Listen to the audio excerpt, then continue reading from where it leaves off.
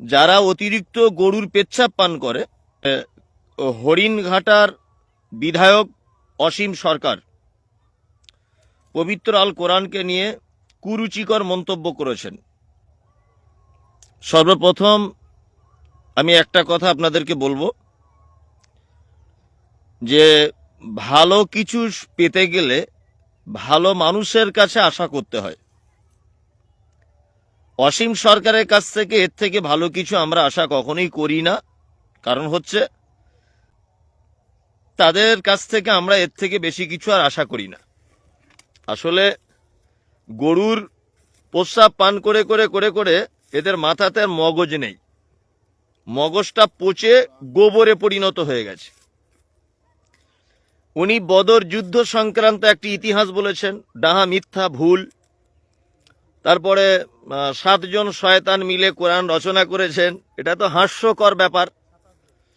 সব থেকে বড় বিষয় হচ্ছে এই যে নিজে যদি চোর হয় অপরকে মানুষ ডাকাত মনে করে। আসলে নিজে তো একজন ট্রেনের ফকির, গান করা ফকির, তা ওনার কাছ থেকে আমরা ভালো কিছু আশা করতে পারি না। ওই তো 2 দিন আগে বাংলাদেশে ওনার বাড়ি, বাংলাদেশে ছিলেন, আর এখানে এসে এখন বিজেপির বিধায়ক হয়েছেন। আর বিজেপিও ভালো কোনো প্রার্থী খুঁজে পায়নি, কারণ ভালো মানুষেরা তো বিজেপির সাধারণত প্রার্থী হতে চায় না।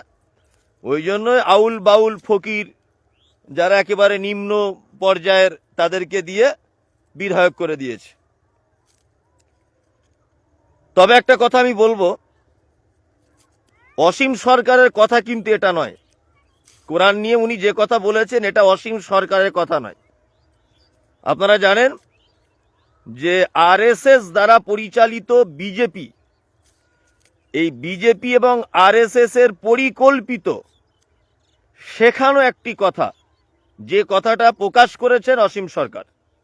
কারণ আপনারা জানেন যে কিছুদিন আগে বিহারে ভোট হয়েছে। বিহারে ভোটের আগে ঠিক হিন্দু মুসলিম একটা দাঙ্গা লাগাবার চেষ্টা চালিয়েছিল আই লাভ মোহাম্মদকে কেন্দ্র করে। এবং এটা আপনারা জেনে রাখুন যে আই লাভ মোহাম্মদের কারণে যাদেরকে অ্যারেস্ট করা হয়েছিল তারা আদৌ কেউ মুসলিম নয়।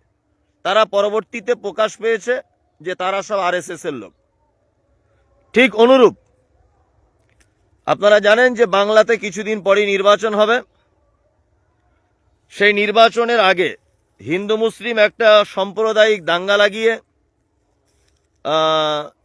বিশাল একটা খারাপ জায়গা তৈরি করার জন্যে এই অসীম সরকারের মন্তব্য, এটা আমি মনে করছি। ওই জন্য আপনাদেরকে বলবো যে সব কথায় গুরুত্ব না দেওয়াই ভালো।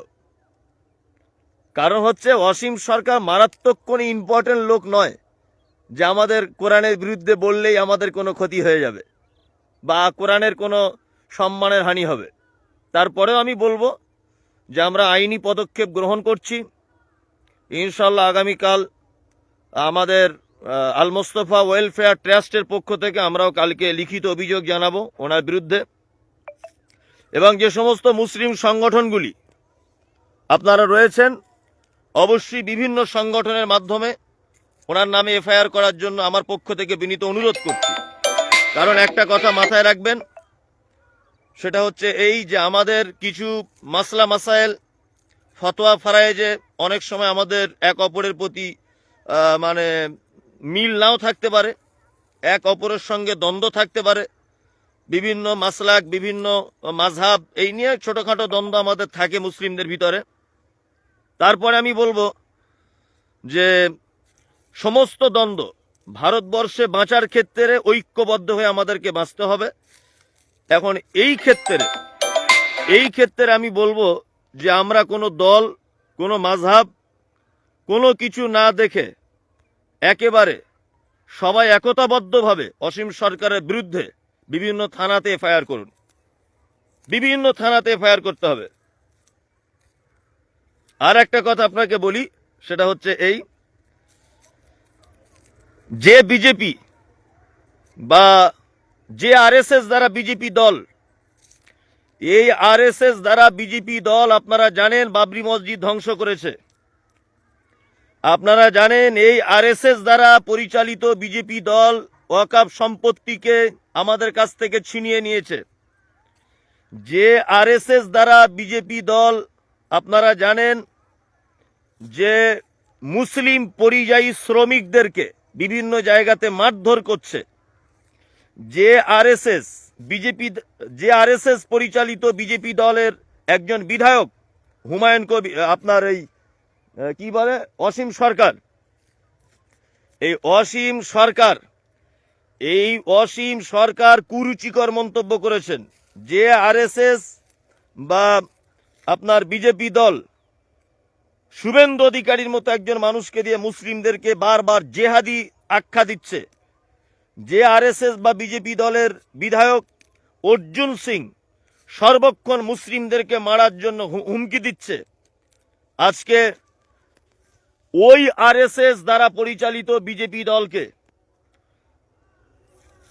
গোপনভাবে পিছন দিক দিয়ে সাপোর্ট করে যে সমস্ত মুসলিম নেতারা মুসলিমদের ভোটগুলোকে ভাগ করে দিয়ে বিজেপিকে পশ্চিমবাংলায় আসার জন্য সরু রাস্তা করে দিচ্ছে, তাদেরকে আমি ধিক্কার জানাই। কারণ যে বিজেপি আমাদের চরম শত্রু, মাদ্রাসা মসজিদ সকলের শত্রু, আজকে মুসলিম নাম দিয়ে মুসলিমদের আবেগগুলোকে নিয়ে সেই সমস্ত রাজনৈতিক দলেরা মুসলিমদের ভোটগুলোকে ভাগ করে দিয়ে সেই বিজেপিকে পশ্চিমবাংলা আসার সুযোগ করে দিচ্ছে, তাদেরকে ধিক্কার জানায়। তারা জাতির গাদ্দার, তারা হচ্ছে জাতির গাদ্দার। যারা বাবরি মসজিদ ধ্বংসকারীর মতো একজন দলকে যারা সাপোর্ট করে, ওয়াকফ সম্পত্তি ভারতবর্ষের দ্বিতীয় বৃহত্তম সম্পদ, এই সম্পত্তি যারা কেড়ে নিয়েছে, তারা এত বড় নিকৃষ্ট, সেই নিকৃষ্টতম দলকে যারা বাংলাতে আনার জন্যে মুসলিমদেরকে ভোটগুলো বিভাজন করে দেওয়ার জন্য চেষ্টা চালিয়ে যাচ্ছেন, আপনাদেরকে বলবো যে আপনারা এই সমস্ত গাদ্দার নেতাদের পাশে থাকবেন না।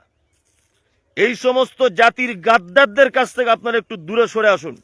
তাছাড়া আগামী দিনে এরা আপনাকে সর্বনাশ করবে। এরা নামধারী মুনাফেকেরা। যদি বলছেন কেন, আপনারা জানেন যে ওহুদের যুদ্ধের ইতিহাসটা যদি আপনারা একবার পড়েন, তাহলে নকল মুসলমান সেজে, ইমামদার সেজে ওহুদের মাঠে মুনাফেকরা কি যে বিপাকের মধ্যে ফেলে দিয়েছিল মুসলিমদেরকে। আজকে এইরকম কিছু অসাধু রাজনৈতিক দল, যাদের কোনো রকমের দলের ঠিক নেই, কখনো বিজেপি, কখনো তৃণমূল, কখনো কংগ্রেস, কখনো সিপিএম, তাদের নিজস্ব কোনো অস্তিত্ব নেই এবং নিজে কোথায় দাঁড়িয়ে থাকে নিজস্ব কোনো প্ল্যাটফর্ম নেই, সেই সমস্ত অসাধু রাজনৈতিক নেতারা মুসলিমদের ভোটগুলোকে ভাগ করে দিয়ে সেই বিজেপিকে আবার পশ্চিমবাংলাতে আনার চক্রান্ত করছেন, তাদেরকে আমি ধিক্কার জানাই তাদেরকে আমি একদম ধিক্কার জানাই। আসসালামু আলাইকুম রহমতুল্লাহ।